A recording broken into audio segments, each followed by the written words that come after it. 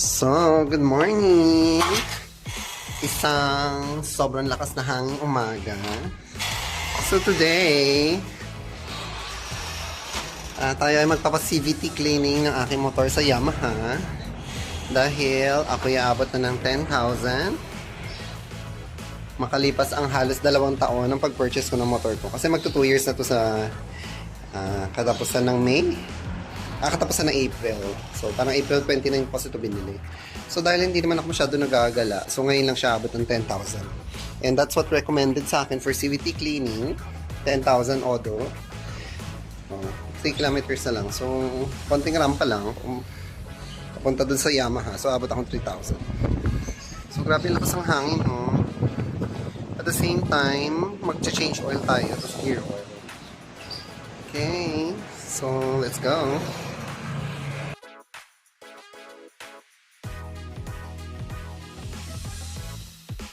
At ayun na nga po, umabot na tayo sa 10,000 sa ating odometer. We're here at Yamaha.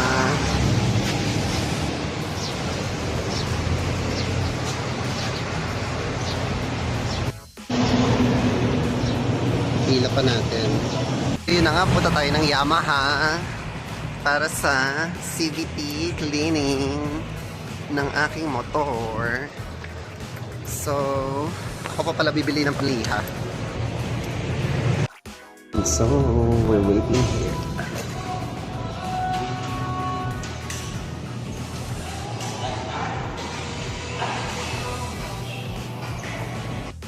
So, ito nga pala ang rev zone ni Yamaha dito sa may Maraway sa Lipa City. So, ayan. Nandiyan yung mga nakasitong motor. Dito yung pagawaan nila. At ito yung kanilang coffee shop. O, diba? Ito ang menu. So, yan. Ito yung mga display model ng mga yayamaning motorsiklo. So, ito yung motor na finiture last year dun sa Clark. Yung sinakyan ng mga foreigner. It's 1.6 million pesos and the other one is 597,000.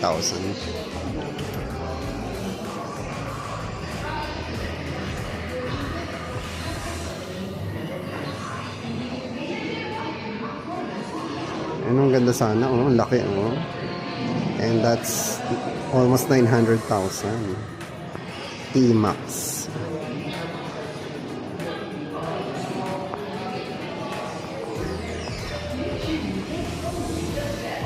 Ayun na.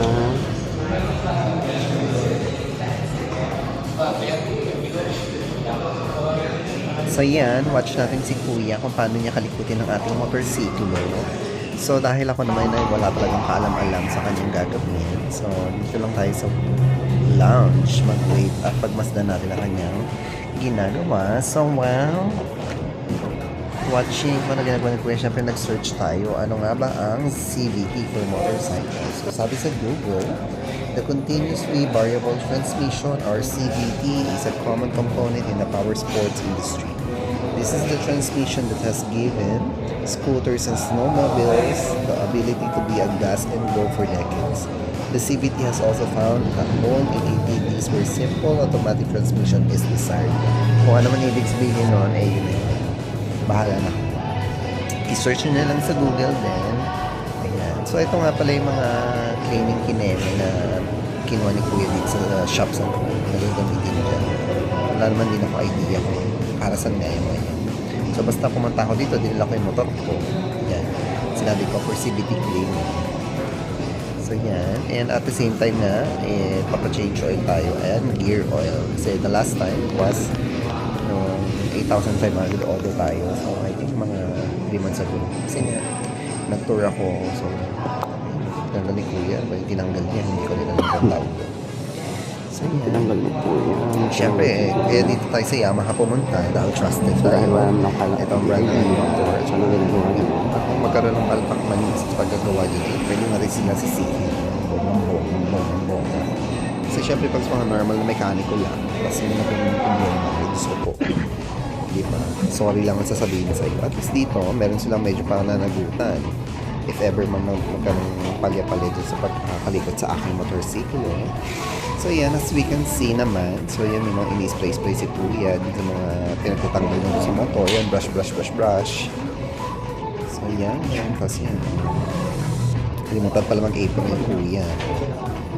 Sige, yan. So, continuous lang ang cleaning. So, let's just watch. And medyo binilisan natin yung video kasi nga medyo mahaba, medyo boring. So, hindi ko alam yung mga tawag dyan sa parts na yun. Siyempre, hindi para pag-aralan pa. Oh.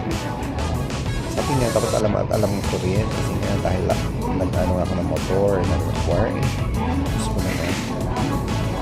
Basta kung ano bang mga problema. Total, hindi naman ako talagang super racer. Kung magpatiglo naman ako, takbong, ano lang, pakiro. So, yan. Mga magdadalawang taon na yung motor ko, ngayon lang naka 10,000. Kasi nga, bahay, something na yun. Wala kasi, dinila ko to from Manila to Batangas. Hindi ko na to nabiyahe na malayo-layo. Malayo na ata yung nabiyahe ko last March. Last year, kasi pumunta kami ng San Juan ng friend ko. So, that's it. San Juan, Batangas. So, ang talagang ikot lang ng motor ko is sa loob lang ng lipa. Hindi naman ako talaga lumalayo. Sa bahay, punta ng SM, punta ng Robinson, punta ng Palengke, sa atin ba, sa mga pinsan ko. Ganun lang ang biyahe ng motor. Within Lipa City na tinatakbo. So yan, let's just watch. Ano nga naman ni Kuya. And let's just wait.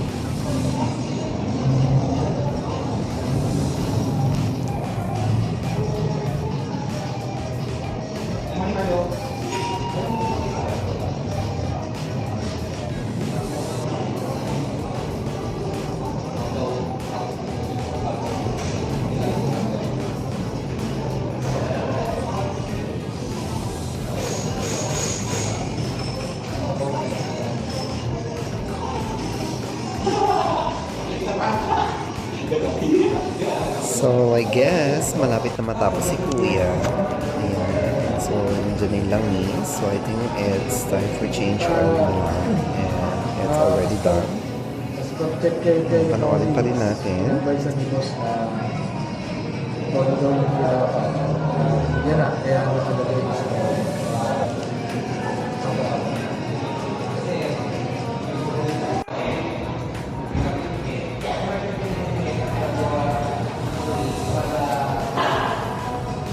DJ.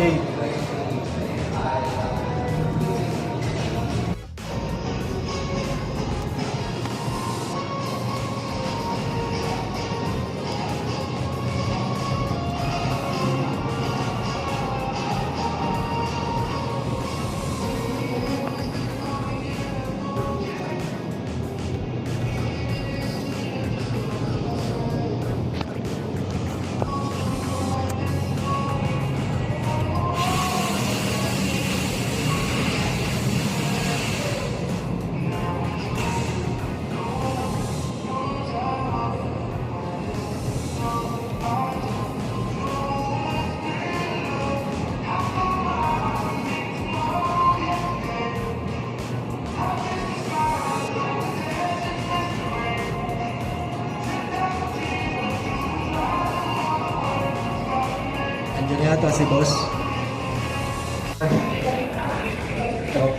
Just to take lang ito requirement na naging na for our organization.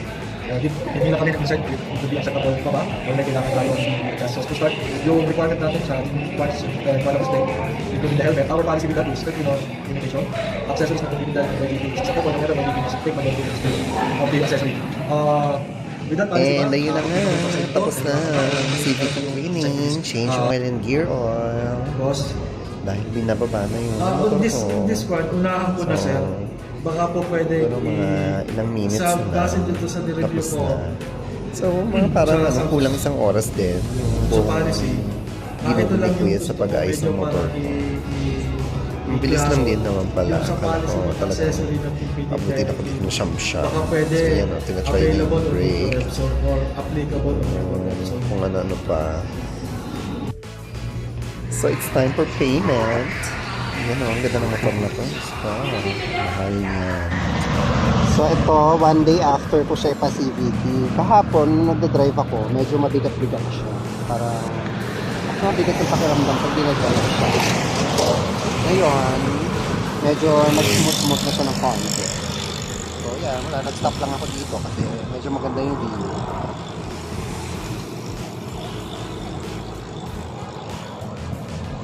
So after 2,000 daw, ano naman kami, FI cleaning. So yan. 1,000 plus pa. Tagal-tagal pa. Siguro mga 3 buwan.